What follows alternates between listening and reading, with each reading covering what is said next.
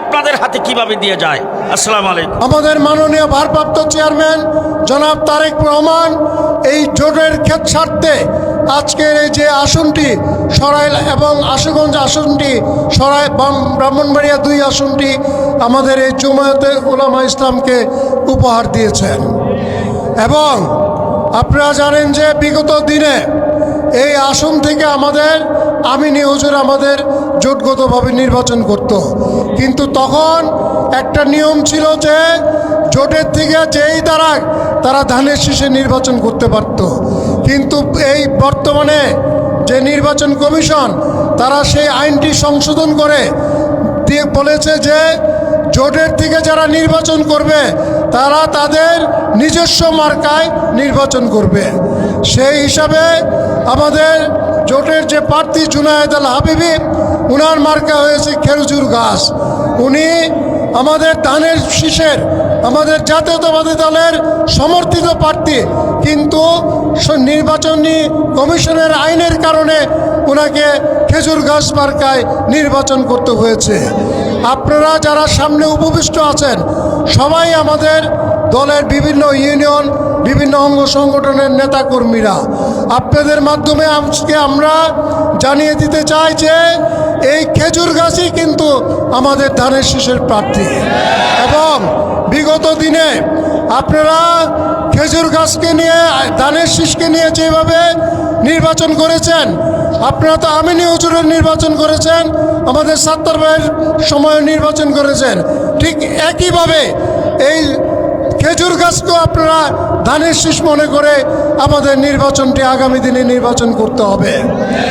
আমরা দলের থেকে ইতিমধ্যে জানেন যে যারা আমাদের দলের বাইরে নির্বাচন করেছে তাদেরকে ইতিমধ্যে দল বহিষ্কার করেছে। তারা যারা বহিষ্কৃত হয়েছেন তারা কিন্তু আমাদের দল থেকে বেনিফিট নিয়েছেন। এবং আজকে যে তারা বড় বড় কথা বলে, বিএনপির কারণেই তারা এই সারা বাংলাদেশে পরিচিতি পেয়েছিল। আজকে কিন্তু তারা, আপনারা দেখেন সোশ্যাল মিডিয়াতে তারা কিন্তু বিএনপিকে কটাক্ষ করে কথা বলে। আমরা বলতে চাই কোনো ব্যক্তির কাছে বিএনপি হারবে না। আমাদের হাজার হাজার নেতা কর্মী বিভিন্ন ইউনিয়নে আছে, বিভিন্ন ওয়ার্ডে আছে, বিভিন্ন অঙ্গ সংগঠনে আছে। আমরা মনে করি আমরা যদি শক্তিশালী হই, আমরা যদি সঠিকভাবে কাজ করি, আমরা এই খেজুর গাছের বিজয়কে আমরা এই সরাইল আশুগঞ্জে আমরা নিশ্চিত করব। দেশনেত্রী বেগম খালেদা জিয়ার প্রার্থী, ভারপ্রাপ্ত চেয়ারম্যান তারেক রহমানের প্রার্থী, জমিয়তে উলামা ইসলামের সহসভাপতি জুনায়েদ আল হাবিবকে খেজুর গাছ মার্কায় আপনারা ভোট দিয়ে সরাইল থেকে জয়যুক্ত করবেন, এই অনুরোধটুকু আপনাদেরকে রেখে আজকের মতো বিদায় নিচ্ছি। খুদা হাফেজ। সকলে আপনারা যারা ধানের শীষ আপনারা ভোট দিয়ে, আমরা ভোট দিই, এই ধানের শীষের প্রার্থী মনে করবেন যে খেজুর গাছেই ধানের শীষে খেজুর গাছ। এই আহ্বানটুকু রেখে আমি আমার বক্তব্য শেষ করছি। সবাইকে ধন্যবাদ। আমাদের নেতা তারেক রহমান, বিএনপির প্রেসিডেন্ট তারেক রহমান জুনায়েদ আল হাবিবকে নমিনেশন দিয়েছেন। সুতরাং তারেক রহমানের নির্দেশকে আমরা কোনোভাবে অমান্য করতে পারি না।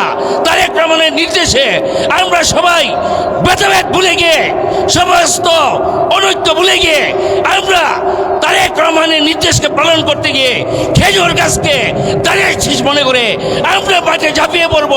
12 তারিখের নির্বাচনে আমরা ধানের শীষ তথা খেজুর গাছকে বিজয়ী করে আমরা সংসদে পাঠাবো। আমরা সম্মিলিতভাবে একটা কথাই বলবো, ধানের শীষের বিকল্প হচ্ছে খেজুর গাছ। আমরা পরিষ্কার বলতে চাই, আমাদের মধ্যে সবাই সম্মিলিতভাবে ধানের শীষ মনে করে খেজুর গাছকে বিজয় করব, এই প্রত্যাশা রেখে সকলকে সম্মিলিতভাবে কাজ করার আহ্বান রেখে আমি আমার বক্তব্য শেষ করছি।